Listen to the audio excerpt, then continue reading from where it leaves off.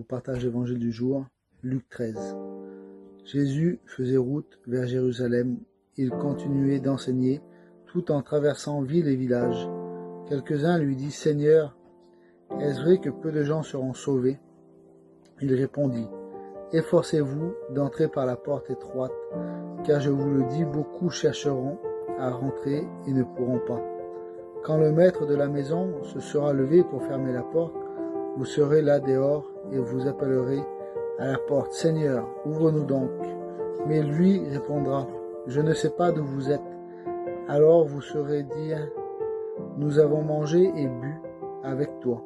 Tu as enseigné sur nos places. » Mais il lui dira, « Je ne sais pas d'où vous êtes. Éloignez-vous donc de moi, vous qui travaillez pour le mal. » Alors il y aura pleurs et grincement de dents lorsque vous verrez Abraham, Isaac, Jacob et tous les prophètes dans le royaume de Dieu.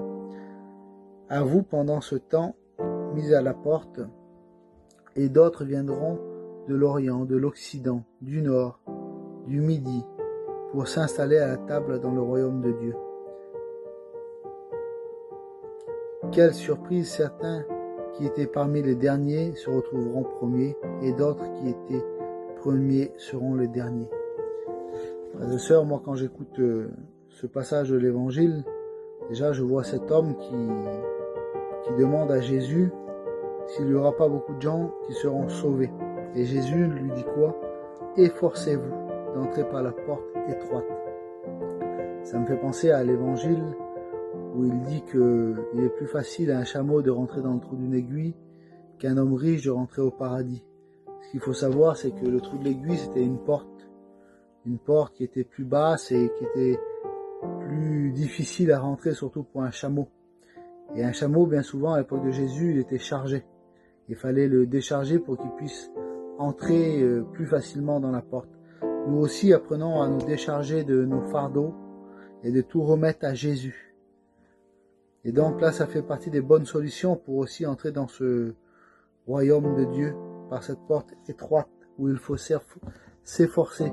S'efforcer d'être un chrétien. Jésus nous laisse un commandement, c'est « Aimez-vous les uns les autres ». Alors voilà où il faut s'efforcer. S'efforcer dans l'amour, s'efforcer dans la vérité. Même si c'est pas toujours facile, nous devons d'essayer de vivre de cet amour de Dieu.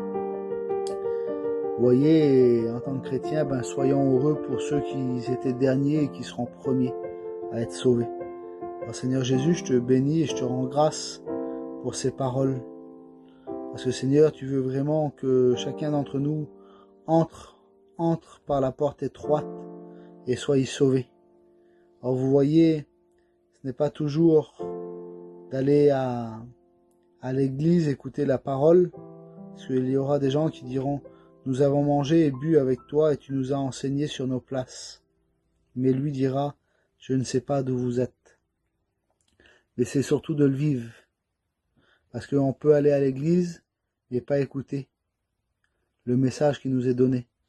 On peut écouter des enseignements, mais ça rentre par une oreille, ça ressort par l'autre. Alors, tout ce qui nous est dit de la parole de Dieu, essayons de le garder dans nos cœurs pour en vivre. Et gardons le plus beau des commandements, c'est aimez-vous les uns les autres. Alors que Dieu vous bénisse et que Dieu nous bénisse à chacun d'entre nous. Amen.